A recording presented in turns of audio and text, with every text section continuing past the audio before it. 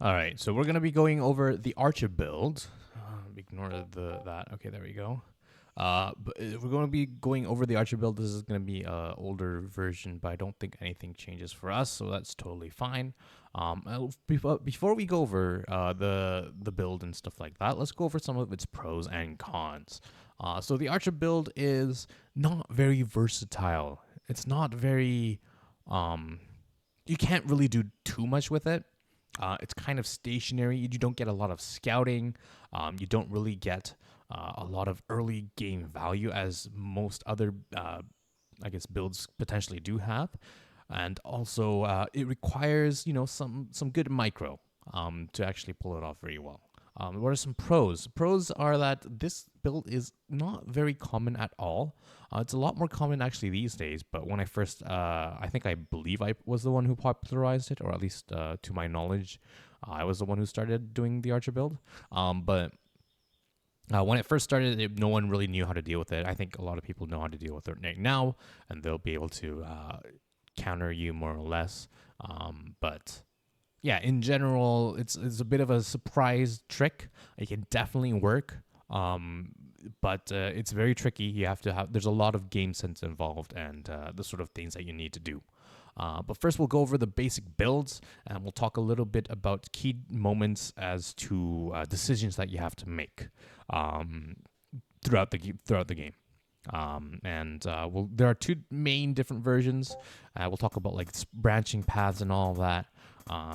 But yeah, we'll see how this goes. It looks like the CPU isn't going to do anything because it's an older version and it's the wrong CPU and everything, but that's totally fine. This is all that we need to really matter. All that really matters. We're going to go for an 8 house. So why do we go for an 8 house? You're going to see a little bit later compared to a 9 house. If you go for a 9 house and continually build archers and workers and all that stuff, you are going to get supply block. You're going to have a little bit of idle time either on your racks or on your castle or both.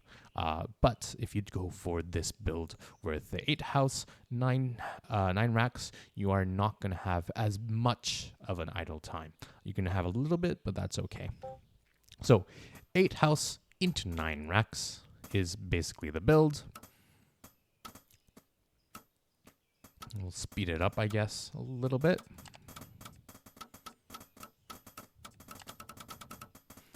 Eight house, 9 racks, and just continue building workers here after the 9th. You're going to go up to 11 workers initially, and then stop at 11 for a little bit. Okay, and then you go for, that is that 11th. Oh, this is not actually working. How great. Never mind. I'm just going to do it.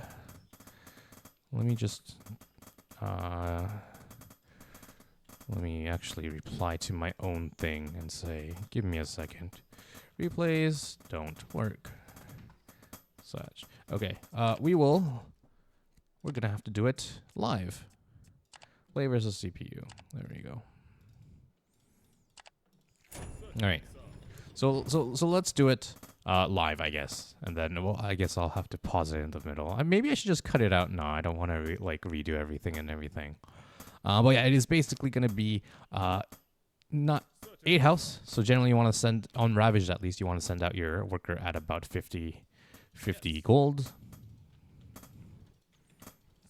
And there we go. I like to do a little bit of a scout in the front as I do that. And then worker. But yeah, okay, so as we wait for the build to actually unfold, I guess let's talk about who likes to do this. I know Joshers likes to do this a little bit. Weird, of course, knows about it, but isn't a huge fan of it, I don't think. He likes to play with the Raiders a little bit more. Yeah. Who else? The Story Call has done it a couple of times. I feel like Matthew N also has done it a couple times as well. Yeah. So with this worker, once it's done, you can go around scouting. You don't have to do that. You can just send it back to mining, whatever you'd like here. And once again, so 8 house, 9 racks, going up to 11 workers, and then immediately building 2 archers out of your racks.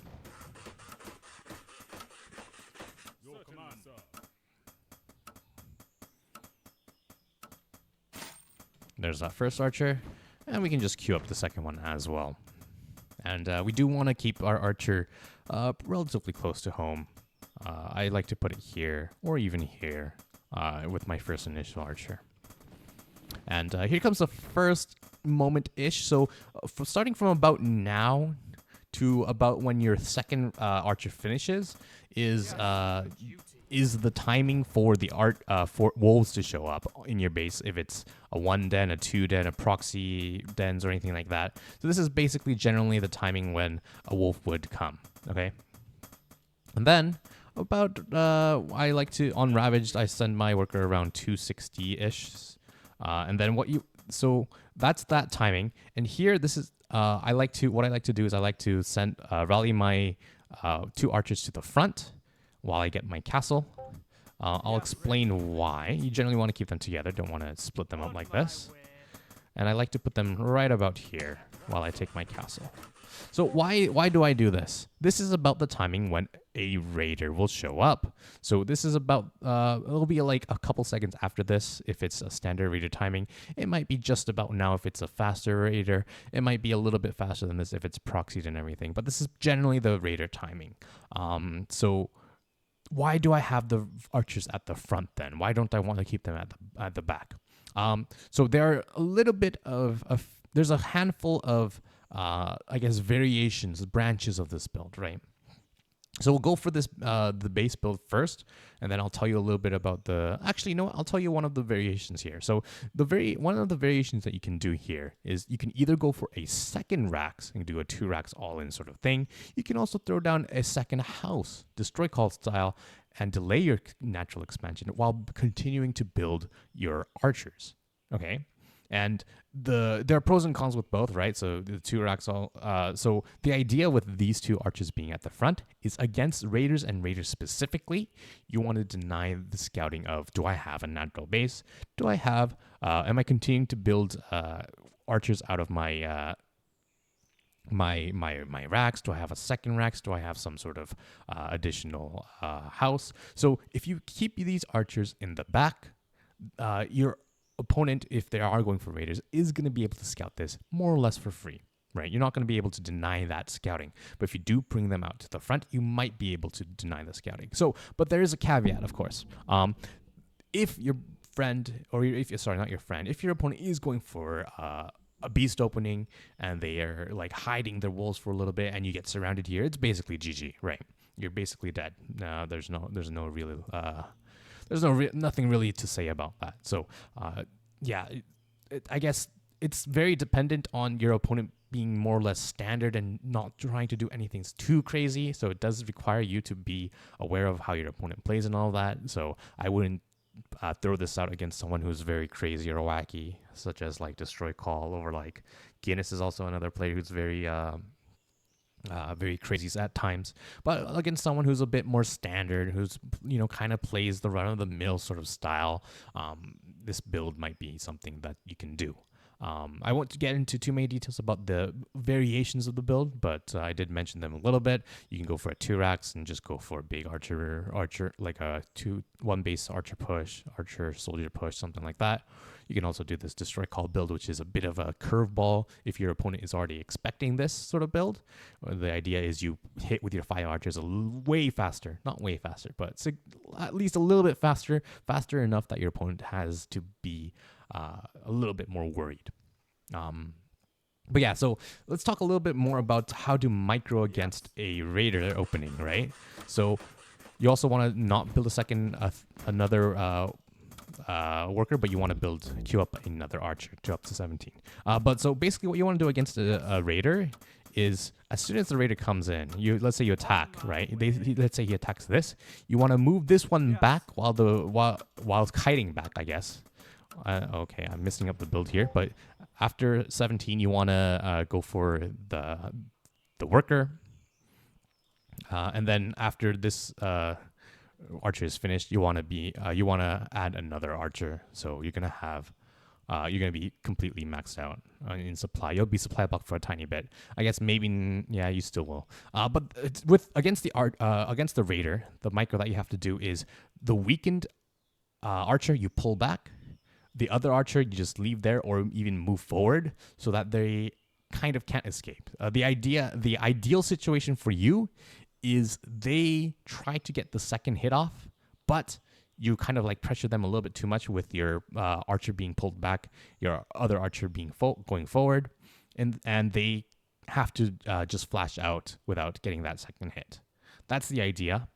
So they have a choice between I want to go in and scout this natural base and see what you're up to, but you also take a lot of damage on the raider, or sometimes they just stay here, get one hit on here, one hit on here, and whatever, and just leave. So a little bit of a small micro detail here that you have to kind of do, but that's okay. If you're against mech, you're not going to see anything. That's totally fine. By the time you're third, like right about now, if you haven't seen a raider, it's unlikely that it is a raider opening, and you're totally fine to just bring these archers back, but you don't really need to. So when we were thinking about, I guess, the three main openings, I guess there's a few more. Okay, let's say an early den is one of those openings. I covered that when the archer was here. Oh, I guess we need to talk about what you want to do. Is it'll pop approximately when your first archer is done, between the first and second archer. If you start to see wolves, pull some workers. I'd say pull 4. Just pull 4 and tuck your archer in a corner, hold position your workers around, and then maybe you hold position, and then maybe if you can try to get us around by mineral walking and getting us around on the wolf there. And you just want to be very conservative with your archers, I guess, basically. You want to try to not take any damage with the archers, let your workers do the tanking, and you just kind of play a game from there. I'll go into a little bit more what you want to do after this base is up, if you're playing against beast, if you're playing against something else. But yeah.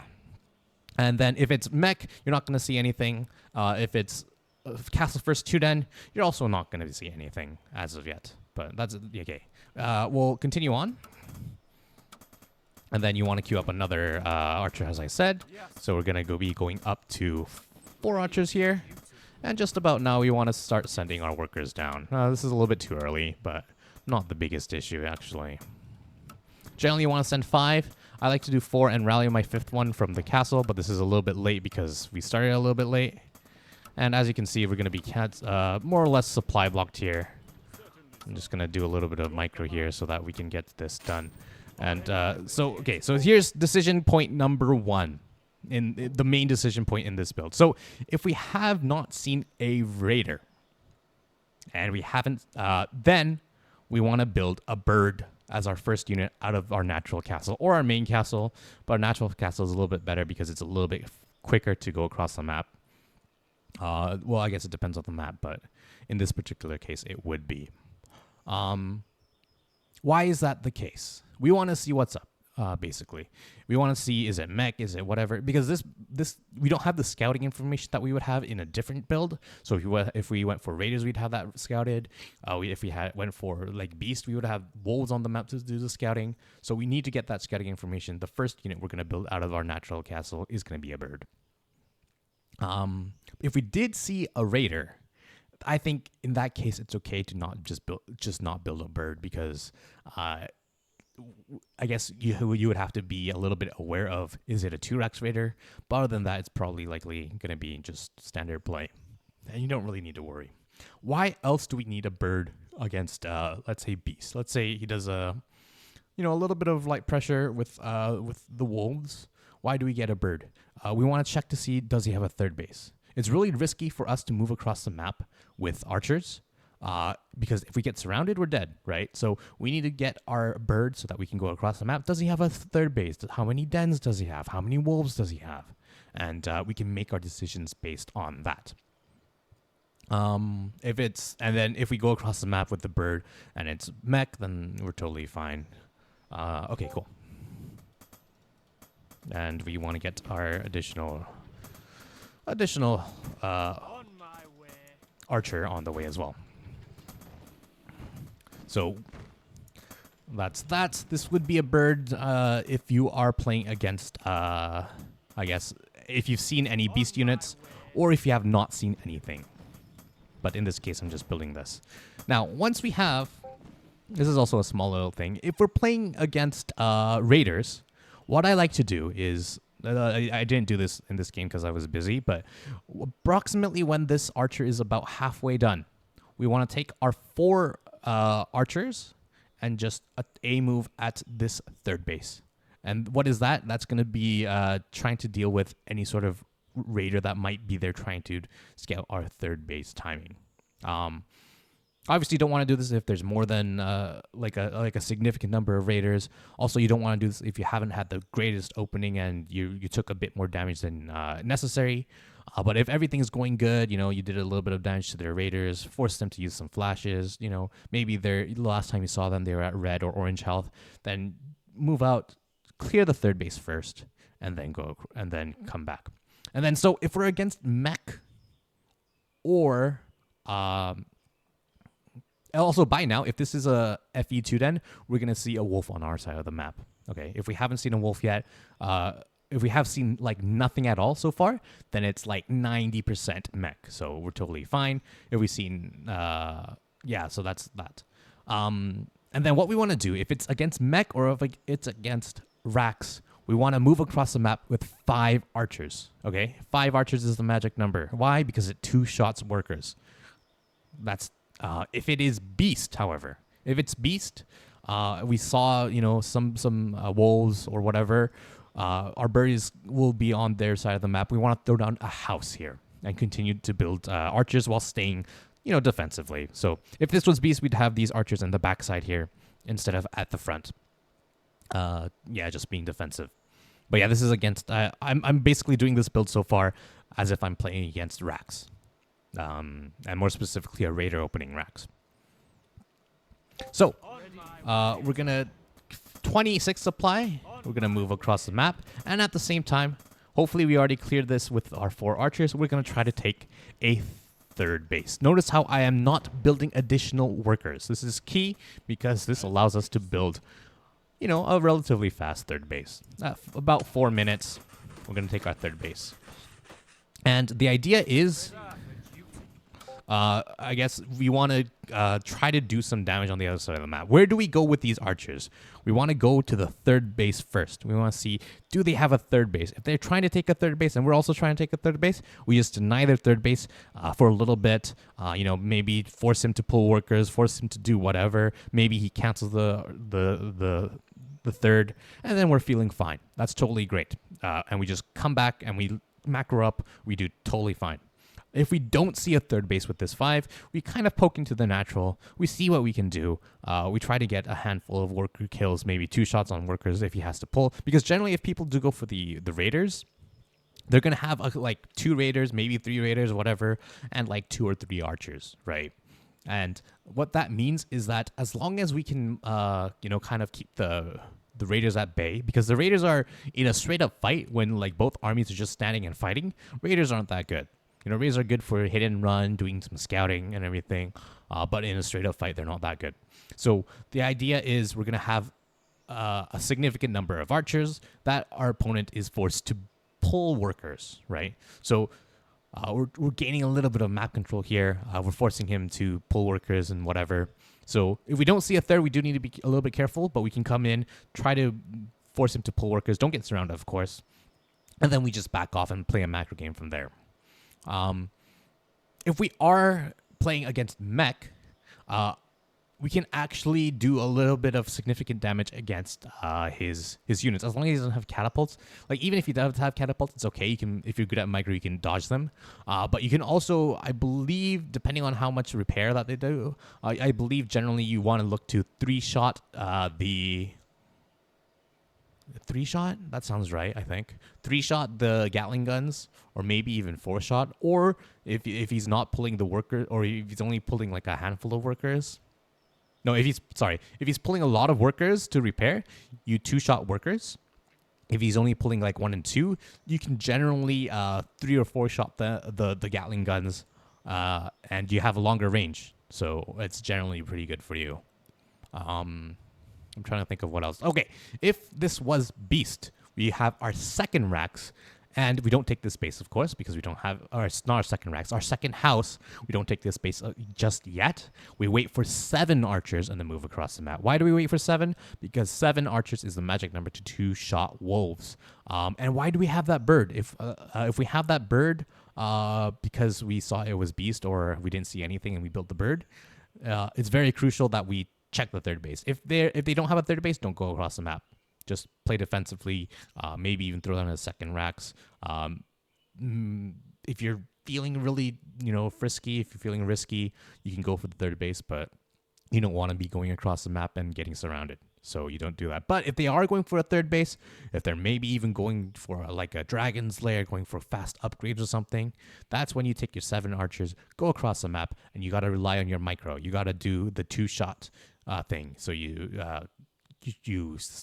target fire a wolf, all your archers shoot it, you pull back, and then you target fire the same wolf again, and you essentially 2-shot all the wolves that you can see. And also, the bird helps you to not get surrounded. So let's move over here. Like, let's say I'm attacking up this ramp into the third base, right? You want to keep your bird, let's say, at the flank angle. So like you don't want to keep your bird with the army. Let's say you're afraid of getting surrounded from the back. So maybe you put your bird like over here-ish. Or maybe, I don't know, if you're coming in from this side, maybe you keep your bird like here-ish to see if for a flank. Or maybe like your army's pushing in here, you want to keep your bird over here or over here just to see if you're getting flanked. If you get flanked and surrounded, it's game over. You lose all map control, you're done. So yeah, you do. That's the key of the bird when you do this push against Beast. But yeah, as we can see, we do this. You can go for a 7th archer here if you're going for the 5 archer push, and then just 2 more workers, or you can just not go for this, go for 2 workers and go for a building. Usually you want to go for a second Rax, and then this you come in, you start 2-shotting workers, and that's that, more or less. So what is the goal of this push? That's the other thing. What is the goal of this push? The goal of this push is to check the third base, and if they're going for a greedy third base, this is probably going to deny it. It's going to cause him or force your opponent to like pull the workers, force your opponent to even cancel the third base. If it's like Rax.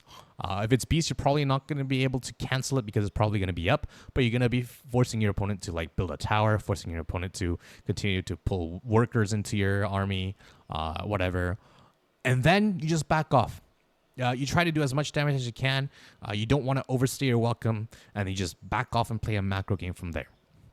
Yeah, if it's mech, you can also maybe, mech is a little bit tricky because this hits like just as the first like gyro or cattle drop hits your side of the map as well. So you do need to micro it pretty well. You do need to be a little bit careful. What else? Yeah, so one thing that I've noticed that's some people don't do is either they play this build and don't push across the map when they could have, or B, they push across the map when they shouldn't have. So it's a lot of I guess it's very difficult to judge, especially if you don't go for the bird. But even if you do go for the bird, sometimes it's really hard to judge as well. So you do need to be careful. You do need to have a very good game sense of when to pull back after you've done their push. But yeah, essentially, that's it. You just come back. You play a macro game from here. You want to go for this. You want to go for whatever. You're going to be supply blocked a little bit at 30 as long as you're not losing any units if you're going for this build. But then you just macro up, build some workers, go for a house, and you just play the game from here. Hopefully that was helpful. If you have any more questions about this, feel free to ask me. But it is a very difficult build. Let's talk a little bit about variation. So this is the general build where you go for your third base. You get it at a relatively quick timing, about 4 minutes if you're playing against Rax and or Mech. If you have to go for the second house and everything, it's gonna be a little bit closer to 4:30, 4:40, 4:45, something like that. I don't know exactly the number, but something like that. Okay, I was talking about variations. So variations you can do. Number one, you don't have to push out on the map. If let's say you're not feeling comfortable, maybe his opposing raiders did a ton of damage. Maybe he has a ton of wolves. You don't just don't push across the map. You can also like do stuff like two base all-ins off of this. Like after going for the archers. Instead of going for the third base, what you do is just continue to build archers, throw down houses and racks and whatever, and just go, kind of build from here. It's flexible in that sense, but this is generally the quote-unquote standard macro build, or at least the one that I've found to be the macro build. And yeah. What else can I say about this build? Not much. I think I've covered more or less about everything.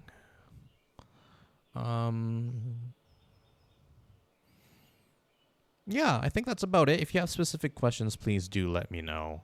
Would I recommend this build? Maybe, maybe not. It's a very risky build in the sense that you don't get that initial scouting, so you can get thrown off guard by some sort of cheese or anything that you might not be aware of. That you might not be aware of because you didn't scout. But I would say it's a pretty good build to pull out against someone who plays more or less standard.